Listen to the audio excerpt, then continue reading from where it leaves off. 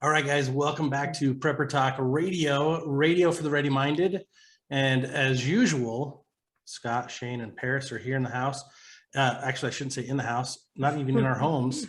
I'm actually at Basin and Rose. And for those of you who haven't noticed, if you're listening, you haven't seen her. But if you're watching, I've got Buena sitting right next to me, who is the owner of Basin and Rose.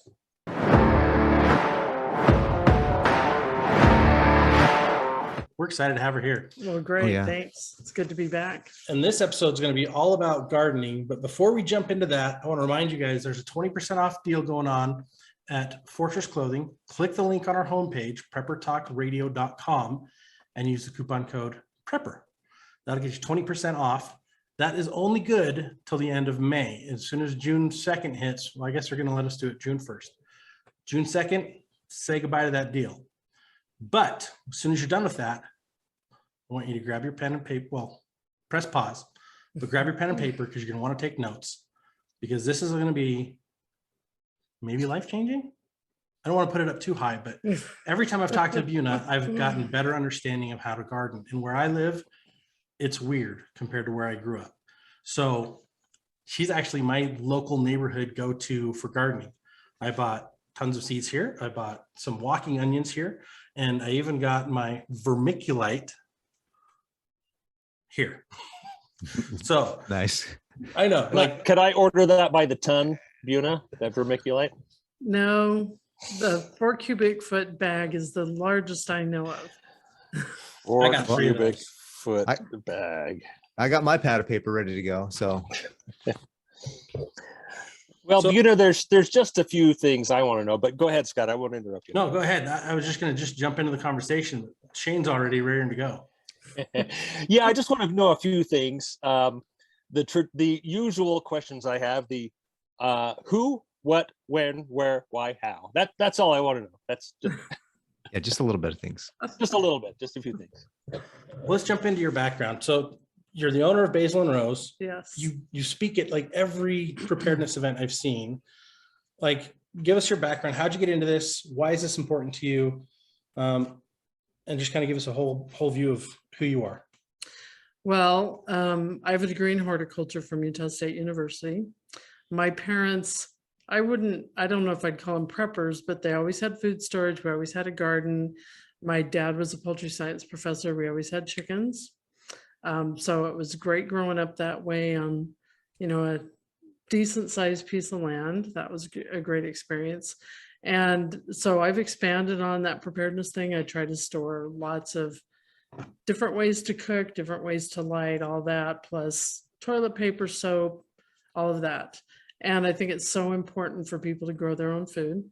I started as a landscape designer and then realized I like teaching people how to garden. So and you're really good at it. Thank you. And she's built some cool tools to help you understand. And one of my favorite tools that she's built is actually going to be on our next episode with her, that goes into like wild edibles. But her business card actually tells me what I should plant when here. And it's like, every time I have a question, she's like, did you read my card? And I'm like, I need to go back and read the card. I need to memorize the card because it's got what works well in which seasons, when you can plant them. And it's helping me a ton because I'm lost. Well, and the card isn't just for people here. There's a place at the top where you put in your last average frost date. So somebody somewhere else could use it. And then it tells them how far ahead of that date you can plant certain things. Because some people here think that they can't plant anything till after Mother's Day, which is the last average frost date. And you could have started planting things in March. So anyway, it can apply to people in various locations. They just fill in that information, tells them when to plant. Can they get a copy of that on your website? Not yet. Not yet. I could certainly post a picture of it. I've posted a picture of it on Facebook before, but I could do that. Where can they find you on Facebook? So it's not Basin and Rose because that was taken. But from basinandrose.com, they can go to the link to my Facebook and my Instagram, YouTube, all of that. My other website is gardeninspire.com. So that one wasn't taken. So it's Garden Inspire on Facebook and Instagram and YouTube. So we knew Buena before she started Basil and Rose, and Right. and she had Garden Inspire and her books and all that good stuff.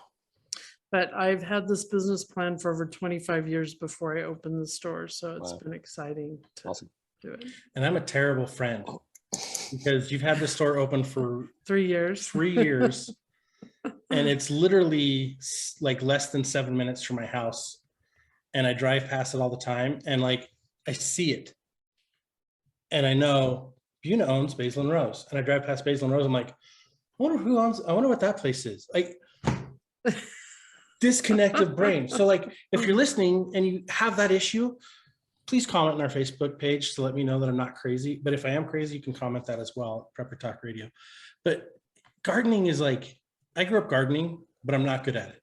Like my dad's always had a garden. My mom's always been in gardening. My grandparents on both sides always had gardens. One of them was like big into tilling. The other one would just pile everything up. And I don't think I ever saw him till. And I know that's something Shane's all about, like tilling versus no till. Like, is there one way that's better than the other? Like, what are your recommendations? Never tilled in my life. Okay. My dad grew up on a farm, loved driving a tractor. He always tilled the garden. For one thing, I never had a tiller, and I used to do some digging. And I don't know at what point I found out that that's not a good thing. So I only dig if I'm planting a plant. So tilling actually is very damaging to the soil. It kills microorganisms in the soil, which those are so important. So they found that microorganisms in the soil become like, some of them become like an extension of plant roots. So the plant can get water outside the root zone. They also can help plants with pest and disease control. And so there's the earthworms and wonderful things that we can see. And then there's all the things we can't see. So that's one thing that tilling is a problem with. And then the other thing, another thing is when you're tilling, you're bringing weed seeds to the surface, and a lot of weed seeds won't germinate unless they get light. So they could have been buried for decades, and then you bring them to the surface and boom, there you got weeds. And bindweed, some people call it morning glory. It's not morning glory. Bindweed, if you chop it up, you just got more bindweed. Same thing with most grasses. So you till bindweed in grass, you just spread it. And then another problem with tilling is if you till to the same depth over and over, like 6 inches, you've just created what's called a hard pan, and roots and water have trouble penetrating through that. So Buena, the last time we were talking, I've got some land and it's all sod. I mean, the sod is 6 to 8 inches thick. It's brutal because it's been grazing land for 100 years, right? So my first instinct was to get a tiller, and I got a big one, and to till under this grass, because it's also a lot of horse manure. It's going to be good ground. I think it's going to be really good soil, but I'm trying to figure out how to get through this grass to plant a traditional row crop, right? What is your take on that? So I actually haven't helped anybody that has a lot of land, because normally I just tell people cover it up. Cover it up with several inches of compost. It'll just decompose and it will add organic matter to your soil, which is great, especially here in Utah where we don't naturally have much organic matter. I know there's people that have farms that do no-till. So I guess the theory with no-till, not their theory, the practice with no-till is every year you're adding layer. You're adding a layer every year. You're adding that compost to soil, whatever. So you don't need to get down into the soil, into the topsoil, but you're adding layers. I'm just, I guess my question is how does that work with this sod? And I don't have a lot of land, but I'm trying to do a, say, 50 by 15 high tunnel is what I'm trying to prepare my soil for, this high tunnel. And I'm going to do planter beds in my greenhouse when I get that up. But I'm struggling with this because, yes, I'm finding roots, I'm finding lots of grass, old weed stuff. I'm bringing the weed stuff up. I'm just trying to get it ready. It may take me a couple of years from what I've heard from other people. So I'm just trying to figure out the best way to go about preparing this soil to plant in. Well, one thing I've done at several different houses, and I've advised other people to do, is mow it really short as you can, then cover it up with 4 or 5 inches of compost, or put some cardboard down and put compost on top of it. Most of the time I've just done straight compost with no cardboard. And all that stuff down there decomposes. It encourages earthworms and other creatures to go in there and help mix it up for you, which is a much better thing with them doing it than you doing it, and a lot less work. Yeah, that was a lot of tough work, even with my tiller. So I guess what I'm going to try next is I'm going to take a smaller section, like I say, cut it really short and just start to cover it. I'll try that next. Now, Yep. Buena, and would that should you work great. Buena, would you advise that somebody kind of put, they have these grow boxes that you can put in your yard. Those grow boxes are what help to contain the compost so that it's not spilling all over the place, or it's only where you want it. So would it be a good idea to kind of maybe put a border of a board or so around where you want to have that compost and then fill it in, leave it without a floor, and just let the ground be the floor and then fill that in like that? Is that what you recommend? Or Well, I do raised bed gardening also, specifically square foot gardening. But what I'm talking about here, I wouldn't put a border around it. The only border I would do is if there's a place you want to keep lawn, then you Okay. need to make sure you have something there to prevent the lawn from going into where you don't want lawn, which doesn't mean a mow strip, that won't do any good, but some kind of edging that goes about 5 inches deep and about an inch above the ground, just to help. Just a continual piece. You can get it in plastic, metal, or whatever. Or some people actually dig a little trench and then they just go and clear the trench over and over. They just check it all the time to make sure grass doesn't jump that trench. Because I know there's a lot of people that have a philosophy of grass area doesn't do much. And so get rid of the grass and grow food. And so the best way to get rid of the grass, so to speak, and grow food would be something like we were talking about, where you're creating these, compost piles and bordering them off and making it more productive of a yard than just grass. But it's finished compost in most cases instead of a compost pile where you're making compost. Oh, good idea. So when it comes to making compost, so do you recommend we have, should we buy those bins and throw everything into the compost type bin, the plastic ones that you have to roll, or should we just do a pile and mix stuff in? Do we need to add anything to it? What do you recommend? So I teach a whole 1 hour class just on composting, but, Wow. and I teach lots of different ways, and there's different ways to do it. If you have one of the tumbler types, you need some other way to compost, because you can't keep adding to it and expect it to be finished. Plus you can't fill it more than about half full.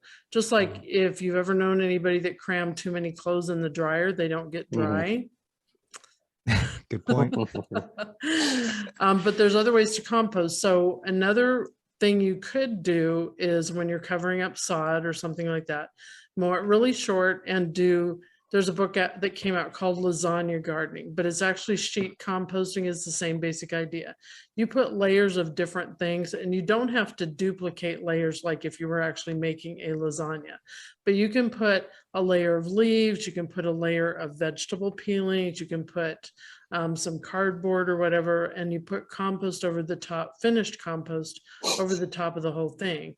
And then the compost is decomposing. So it is kind of like a compost pile. Can I put grass clippings in there, or is Grass that a no-no? clippings are best left on your lawn Okay. because they're improving your lawn. Plus, if you don't tend your lawn organically, you just added that stuff, which you should Didn't think tend of your that. lawn organically if you have a lawn. So That's- leave the grass clippings on your lawn if you want to have a greener Yes. lawn. Don't Yes. put them in the trash. Nope. Don't just Huh. leave them right on the lawn. They help the lawn. They don't contribute to thatch. Plus, it's a lot less work to just leave them on the lawn. Yeah. It for doesn't sure. look as nice, which I think is what most people are concerned about, right? But if you have little piles of grass all over after mowing, usually it either was damp when you mowed or you waited too long to mow. It was too long. Waiting too long is my problem. Yes. I So would do that we've too. learned tonight that I leave too much in the dryer. I put too much in the dryer and I wait too long to mow. And I'm also not a green thumb, but I'm working on that. So some people, I did boxes this year because I've got a greenhouse, a 12 by 20 greenhouse, and I wanted to keep things separated. So I did raised boxes inside that, and everything I keep coming down here and I walk in and Buena's like, it's not Thursday. We're doing our show on Thursday. And I'm like, I know, I need this, or what do I do for this? And it's fantastic. So I've learned, like, I don't need to till. I don't need to worry